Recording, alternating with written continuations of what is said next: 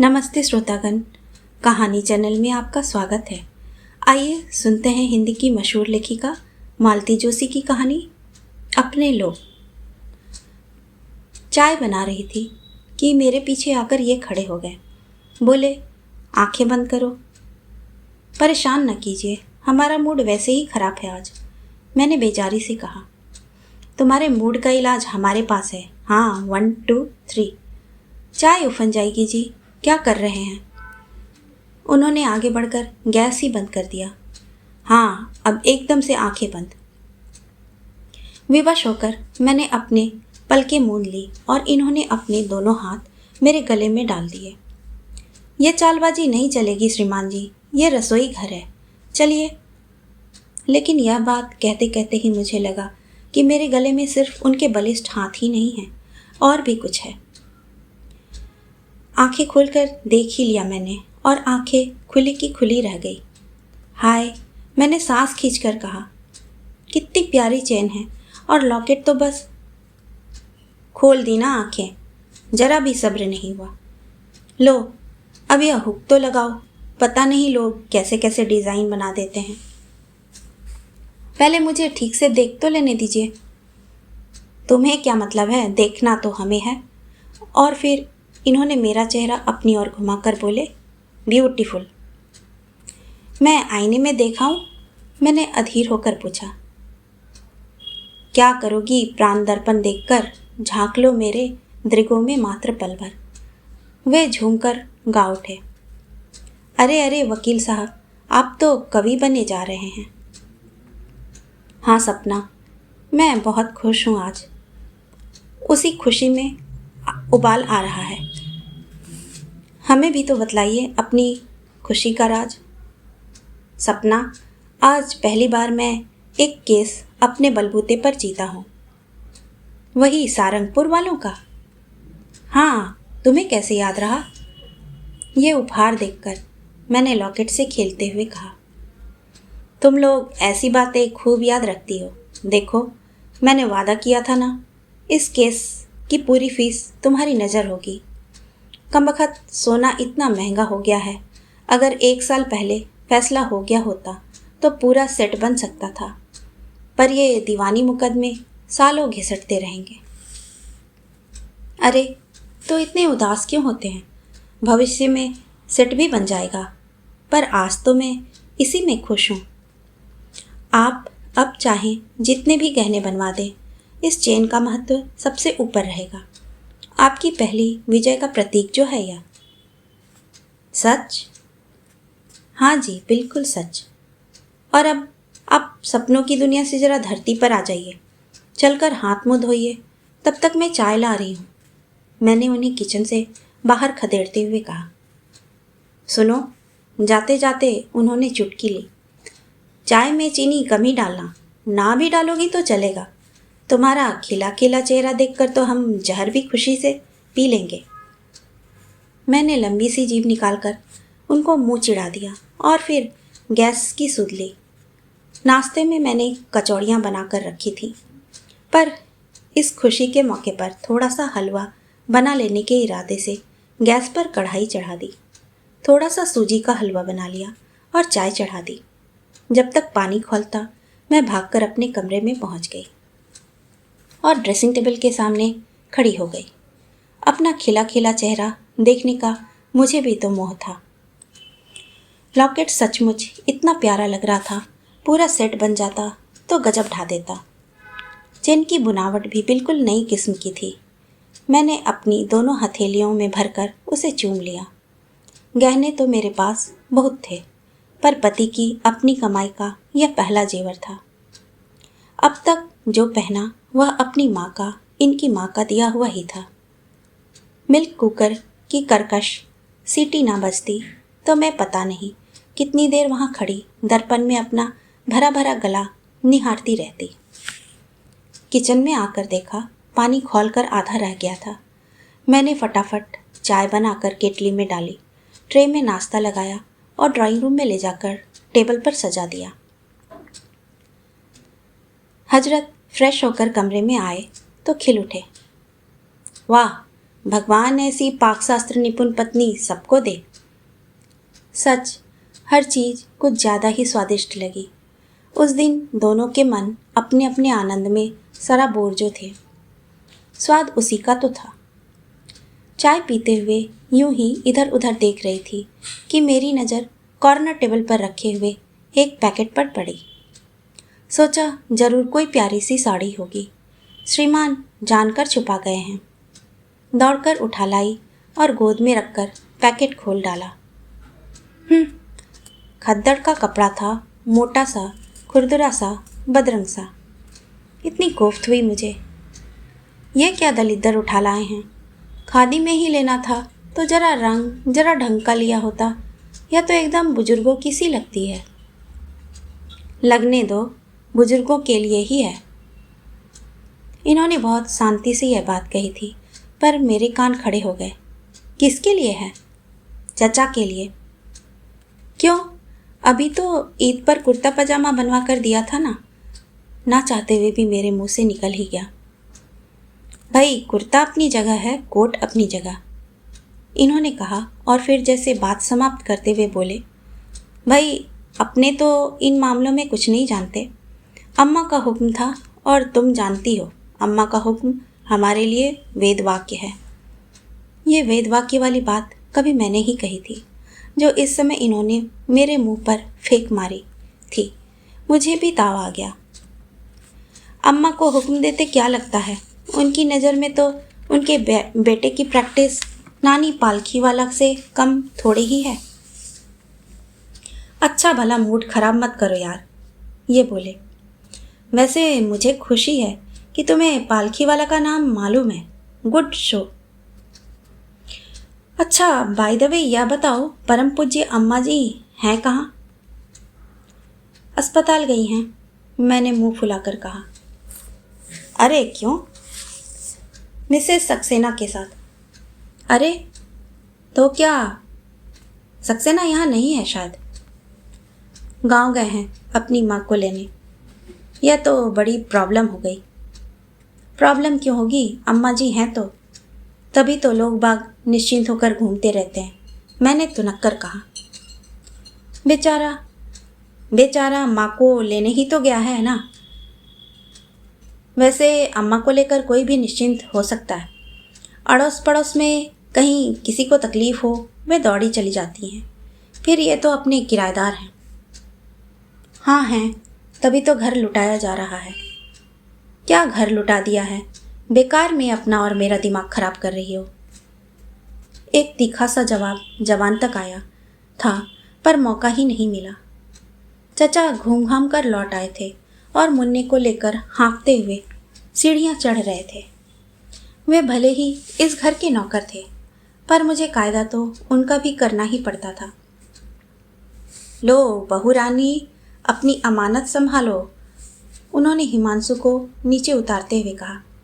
और बेटे, अब हल्का सा ऊनी पहना दिया करो, शाम को पार्क में ठंड हो जावे है। और तुम खुद ये मलमल का कुर्ता पहने रहते हो, कोट का क्या आचार डालोगे? इन्होंने डांटा। चचा कुछ नहीं बोले, घुटनों में हाथ दिए हाँफते रहे। एक तो इतनी दूर तक जाने की कोई ज़रूरत नहीं है मुन्ने को लेकर। पाँव पैदल थोड़े ही जाता हूँ बबुआ, बाबा गाड़ी में ले जाता हूँ। उससे क्या फ़र्क पड़ता है? तुम्हें तो पैदल चलना ही पड़ता है ना। वहाँ गीली घास में बैठे रहते हो और फिर रात भर खांसी चलती है। कुछ नहीं, कल शाम से कोट पहन कर जाया करो। वार त्योहार के लिए नया कोट बन जाएगा, अम्मा का ऑर्डर हो गया है। कब्र में पाँव डालकर बैठा हूँ और यहाँ ढेर के ढेर नए कपड़े सिले जा रहे हैं। वाह, कब्र में पाँव डाले हो तो बाहर निकाल लो चचा। अभी तो तुम्हें मेरी मोटर में बैठकर अजमेर शरीफ जाना है।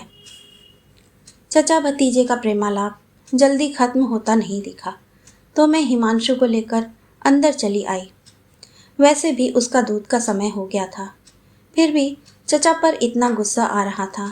सुबह के गए पतिदेव अब लौटे हैं, पर 5-10 मिनट उनके साथ बैठकर शांति से बात कर लूं तो यह भी मुझे नसीब नहीं। कभी अम्मा जी, कभी चचा, कोई ना कोई घेरे ही रहेगा।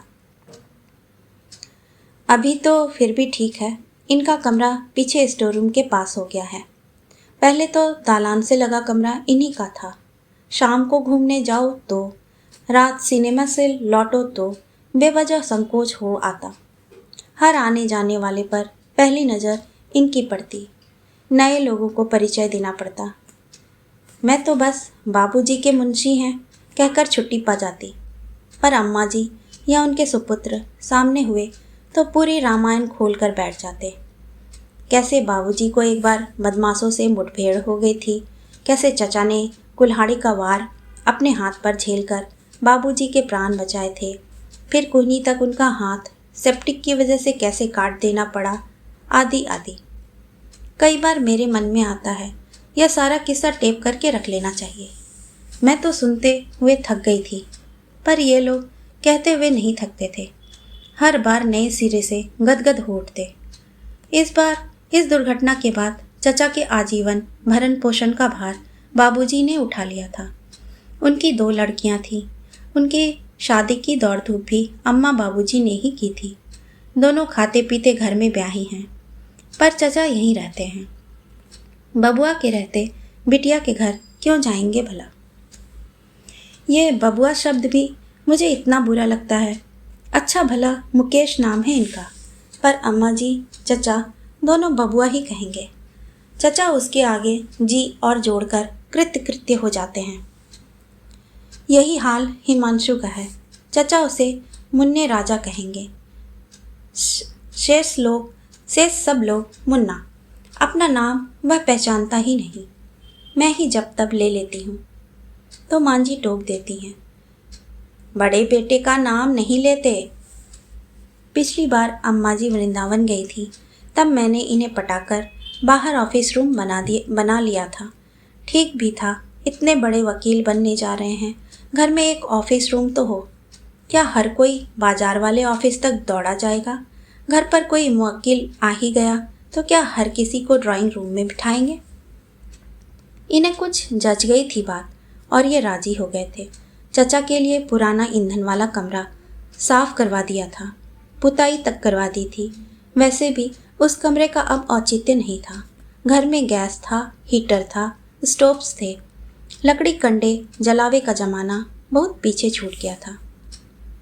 ये फर्श से हटाना तो जरा, मांझी की आवाज़ आई। शायद वे लौट आई थी और आते ही उनका रिकॉर्ड शुरू हो गया था। ये पर्दे तो उठाओ जरा, सारे घर में झालरें टांग कर रख दी है, पता नहीं कहाँ का फैशन चला है। बुदबुदाती हुई वे भीतर आईं तो हिमांशु उनकी ओर लपका। अभी नहीं, वे पीछे हटते हुए चिल्लाईं, पहले नहा धो लेने दे मुझे। अभी नहीं, बैठकर सुस्ता लो जरा, जब तक बहू रानी मशीन पर पानी गर्म कर देगी, चचा ने भीतर आकर कहा और एक कुर्सी उनके सामने कर दी। मैं बाथरूम से गीजर ऑन करके लौटी, तब तक श्रीमान जी अम्मा के सामने आसन लगा चुके थे और चचा हिमांशु को लेकर पीछे चले गए थे। अब सुनाओ अम्मा, क्या खबर है? इन्होंने पूछा। खबर तो बहुत अच्छी है रे, लड़का हुआ है। गुड, अब तो सक्सेना से पार्टी लेनी होगी। पार्टी तो वह देगा ही, सस्ते में थोड़े ही छूट जाएगा। पूरे 10 साल बाद भगवान ने यह दिन दिखाया है। पर बबुआ, पहले मेरी तरफ से 5.25 रुपये का प्रसाद संकट मोचन को जरूर चढ़ा देना। आज उन्होंने ही लाज रखी है। क्यों, क्या हो गया? हम दोनों ने एक साथ पूछा। अरे ऑपरेशन करवाना पड़ा। मैं तो इतना घबरा गई थी, कहा भगवान, मेरे तो 5 बच्चे हुए, कभी कोई बात नहीं हुई। अब साथ आई हूँ तो यह कलंक मत देना। तुम पर कलंक कैसा अम्मा? अरे बेटा, मन ही तो है। यही लग रहा था कि मेरे भरोसे छोड़कर गया है सक्सेना। ऐसा ना हो कि। चचा तब तक लौट आए थे। बोले, पानी देखो बहू रानी, हो गया होगा। इनका क्या है, बात करने बैठेंगी तो घंटे भर बैठी ही रहेंगी। तुम्हें क्या जल्दी पड़ी है लाला? हाँ, मुझे जल्दी पड़ी है। सुबह 9 की गई हो जो अब लौट कर आई हो। दिन भर पानी की एक बूंद भी ना गई होगी मुंह में। मैं क्या जानता नहीं? यह तो गलत बात है अम्मा, इन्होंने कहा। अस्पताल में कुछ ना लो तो ठीक है, पर दयाल सिस्टर के घर पास ही तो है, वहीं चली जाती, चाय वाय ले लेती। और कुछ? अम्मा जी ने आंखें तरेरी और नहाने के लिए उठ गईं। फिर बाथरूम के पास खड़े होकर मुझे आवाज़ दी और कहा, 4 धोबी की धुली चादरें निकाल कर रख देना बहू, वहाँ तो एकदम नर्क है, नर्क। मेरा चेहरा एकदम तन गया। क्या हो गया? ये बोले। चादरें भी अब हम ही सप्लाई करेंगे? बताओ, मिसेस सक्सेना को पहले से इंतजाम करके रखना चाहिए था। अरे, उस बेचारी को होश ही कहाँ रहा होगा, सक्सेना भी घर पर नहीं है। हाँ, यह तो अच्छा बहाना हो गया है, तभी तो रुपये पैसों का इंतजाम भी अम्मा जी पर छोड़ दिया है। मतलब? दोपहर को हड़बड़ी में घर आई थी अम्मा जी, 300 रुपये लेकर गई हैं। वे तो संदूक छू नहीं सकती थी, इसलिए मुझसे ही निकलवाए। तभी तो मुझे मालूम है। अपनी संदूक से ही निकलवाए थे ना, बस, फिर तो कोई बात ही नहीं है। कोई बात ही नहीं है। देखो सपना, यही कुछ सोचकर ही मकान का किराया बाबूजी ने अम्मा के नाम पर कर दिया था। कहते, वकील का पेशा तो दुकानदारी है, कभी चलती है, कभी ठप रहती है, पर तुम्हारी अम्मा के पास एक बंधी बंधाई आमदनी होनी चाहिए। कल को मैं ना रहूं तो उन्हें छोटे मोटे खर्चों के लिए किसी का मुंह ना देखना पड़े। और फिर रकम तो लौट ही आएगी, सक्सेना इतना गया गुजरा तो नहीं है। और ना भी लौटे तो क्या, सक्सेना की बीवी कोई गैर थोड़ी ही है, बेटी ही तो है, मैंने व्यंग से कहा। सो तो है ही, वे बोले और बाहर चले गए। मेरे साथ ज़्यादा उलझना उन्हें रास नहीं आ रहा था। मुंह बिचकाकर मैं भी रसोई में आ गई। बेटी, चाय तक तो उनके यहाँ पीनी नहीं है। जिनके यहाँ इन्हें खान पान नहीं करना होगा, उन्हें बेटी बना लेंगे। बड़प्पन भी मिला और धर्म भी निभा रहे हैं। और बेटी भी क्या एक है, दयाल सिस्टर से लेकर महरी की लड़की तक पूरी एक फौज है। अपनी 4 है सो अलग। राखी पर पूरे 500 का भुर्ता हो जाता है और ये श्रवण कुमार खुशी खुशी रुपया लुटाते रहते हैं। बहू, मांझी नहाकर रसोई से आ गई थी। 1 कप चाय तो बना दे झटपट, फिर पाठ करूँगी। बिना चाय गटके तो पाठ में भी मन नहीं लगेगा। चाय मैंने तैयार करके रखी थी। चचा खास तौर से हिदायत दे गए थे। चाय पीते हुए बोली, खाना बन गया ना? नहीं, बस चढ़ा रही हूँ। तो जल्दी से बनाकर बबुआ को खिला दो, मुझे अस्पताल छोड़ आएगा। आप क्या फिर से जाएंगे? और क्या, वहाँ रात को सोएगा कौन? अभी तो दयाल को छोड़कर आई हूँ, पर सक्सेना की माँ के आने तक तो मुझे ही जाना पड़ेगा। वे लोग पता नहीं कब तक लौटें। अब उनका क्या दोष है? मरे डॉक्टर लोग गलत सलत तारीखें क्यों दे देते हैं? कहाँ 20 तारीख बताई थी और आज 8 को ही हो गई। अम्मा जी पाठ करने बैठ गईं और ठुनकते हुए हिमांशु को लेकर मैं रसोई में जुट गई। शैतान शाम के बाद मुझे छोड़ता नहीं था और रसोई में कितना काम था। यूँ तो अम्मा जी रात में दूध पीकर रह जाती थी, पर आज सुबह से भूखी थी, इसीलिए फलाहारी कुछ बनाना था। मिसेस सक्सेना के लिए 2-3 कप अदरक वाली चाय बनाकर थर्मस में देनी थी। खाना तो खैर बनना ही था। करते कराते 9 बज गए। बाहर छालियाँ कतरते हुए अम्मा जी बोली, बहू, इसे मेरे पास देकर तुम भी खा लो, बाद में परेशान करेगा। लाला की थाली लगा दी? इस प्रश्न पर आग सी लग जाती है मुझे। जानती हैं, रोज लगाकर कमरे में दे आती हूँ, पर पूछे बिना नहीं रहेंगी। हिमांशु को लेने गई तो बोली, रात को याद करके लाला को गरम गरम दूध हल्दी डालकर दे देना, खांसते रहते हैं रात भर। मैंने जवाब नहीं दिया, चुपचाप आकर खाने पर बैठ गई। पर मन इतना खराब हो गया था कि बस। चलते समय तो इन्होंने कहा, मुझे थोड़ी देर लग जाएगी समझी, अस्पताल से टेलीग्राफ ऑफिस भी जाना है, सक्सेना को तार करनी है ना। लाला से कहो यहीं आकर बैठे, बहू अकेली है, अम्मा जी ने आदेश दिया। वे खुद ही आ जाएंगे अम्मा, खाना खा लेने दो, आजकल उन्हें देर लगती है, इन्होंने कहा तो अम्मा जी आश्वस्त हो गईं। स्कूटर स्टार्ट होने तक मैं दरवाजे में खड़ी रही। उसके सड़क पर पहुंचते ही बड़े दरवाजे को बंद करके लौटने लगी तो देखा ये लौट आए हैं। क्या हो गया, मैंने पूछा। अरे वह चादर का बंडल वहीं रह गया था और अम्मा भी शॉल भूल गई थी, दोनों लेती आना। दोनों चीज़ें लेकर मैं फाटक तक पहुंचाने गई। बहू दरवाज़ा ठीक से बंद कर लेना, अम्मा जी ने कहा। मुझे थोड़ी देर लग जाएगी, चिंता मत करना, इन्होंने फिर जताया और स्कूटर चल पड़ी। और फिर से मैंने फाटक बंद कर दिया, बरामदे में आकर बाहर का दरवाज़ा बंद कर दिया। दीवान पर सोए हुए हिमांशु को भी बिस्तर पर जाकर सुलाया और फिर ड्राइंग रूम में आकर बैठ गई। सोफे पर किसी चीज़ से हाथ टकराया, देखा एक खूबसूरत सी मखमली डिबिया थी। खोलकर देखा और याद आया, इसके भीतर की चीज़ तो मेरे गले में झूल रही है। उतार कर मैंने उसे एक बार जी भर कर देखा और फिर डिबिया में रख दी। और फिर याद आया कि अम्मा जी को तो मैंने यह चीज़ दिखाई ही नहीं। कितनी खुश होती वह, नई साड़ी भी पहन लो तो बड़ी प्रसन्न हो जाती हैं, जी भरकर आशीर्वाद देती हैं। यह भी नहीं कहेंगी कि अलमारी भरी पड़ी है, अब और नई साड़ी की क्या ज़रूरत थी। इस मामले में वे अड़ोस पड़ोस की सभी सासों से अच्छी हैं। आज यह चेन दिखाती तो उनकी खुशी का ठिकाना नहीं रहता। अपने लाडले पर वैसे भी इतना नाज है उन्हें। पर सच तो यह है कि आज वे उस मूड में नहीं थी, नहीं तो क्या उनकी पैनी नज़र से यह छूट पाता।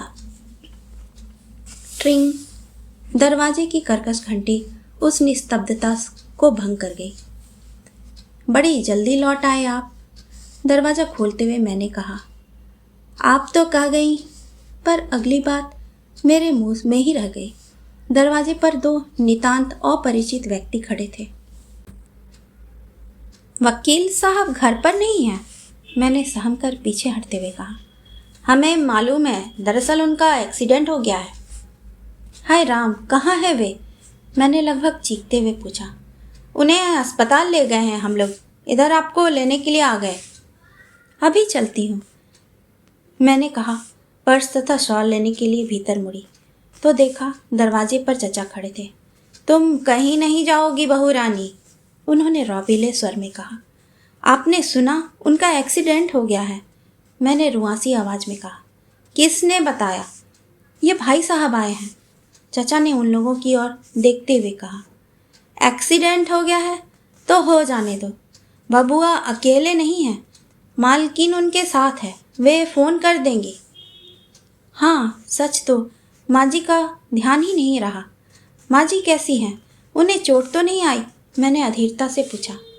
नहीं, माँ जी ठीक है, उन्होंने ही हमें भेजा है, वे लोग बोले। चचा की अपनी एक ही रट थी, उन्होंने फ़ोन क्यों नहीं किया? आप फ़ोन करते रहिए, मैं तो जा रही हूँ, मैंने कहा और भीतर चली आई। जल्दी जल्दी पर्स में कुछ रुपए रखे, हिमांशु को गोद में उठाया और बाहर आने लगी तो देखा चचा बेडरूम के दरवाजे तक चले आए हैं।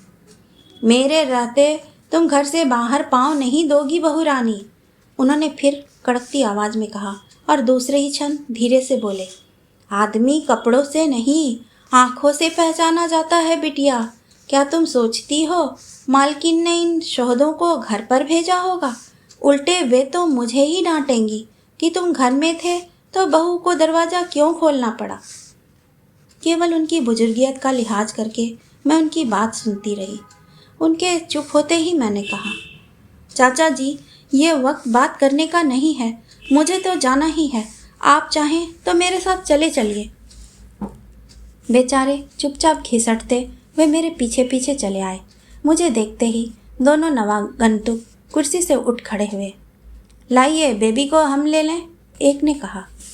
ना, रहने दीजिए, मैंने कहा। मुझे भी अब थोड़ा डर सा लगने लगा था। हम लोग सीढ़ियाँ उतर ही रहे थे कि इनकी स्कूटर का परिचित हॉर्न सुनाई दिया। यह इनकी खास आदत थी, दूर से ही हॉर्न बजा देते ताकि फाटक खुला मिले। अरे बबुआ जी तो आ गए, चचा ने कहा। फिर क्या हुआ मुझे पता नहीं चला। भय से, आशंका से, विस्मय से जैसे मैं जम सी गई थी। मस्तिष्क संवेदना शून्य हो गया था। 5-7 मिनट बाद मेरी चेतना लौटी। तब ये चचा को गोद में उठा कर लिए आ रहे थे।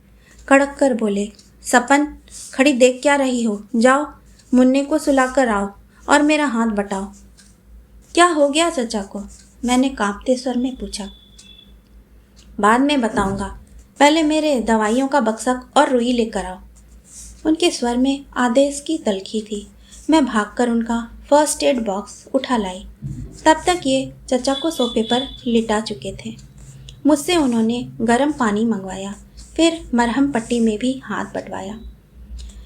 घुटना बुरी तरह छिल गया था। गिर गए थे चचा? मैंने आजीजी से पूछा।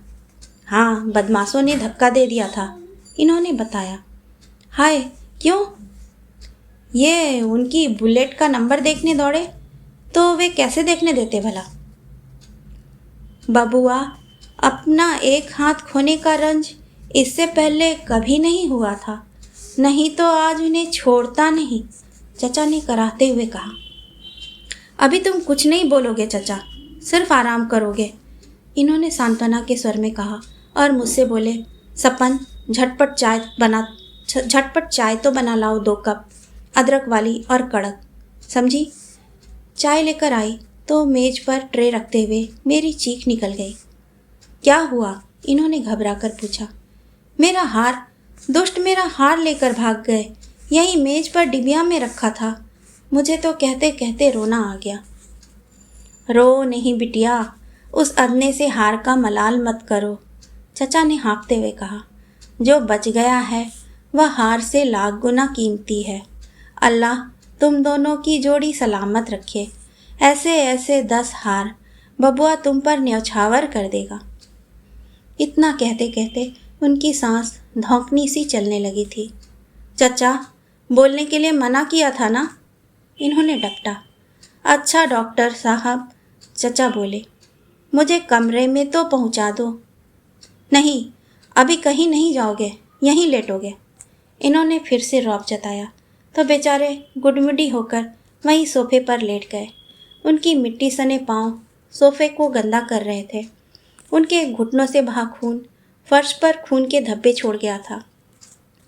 पर मुझे जरा भी ताव नहीं आ रहा था। गीले कपड़े से फर्श पोंछते हुए, भीगी रुई और पट्टियाँ उठाते हुए अम्मा जी की बात याद आ रही थी कि जो मुसीबत में काम आता है वही सबसे ज़्यादा अपना होता है। अम्मा जी कहती हैं, ऐसे अपने लोग रास्ते पर पड़े हुए नहीं मिल जाते, उसके लिए पहले अपनापन बांटना पड़ता है।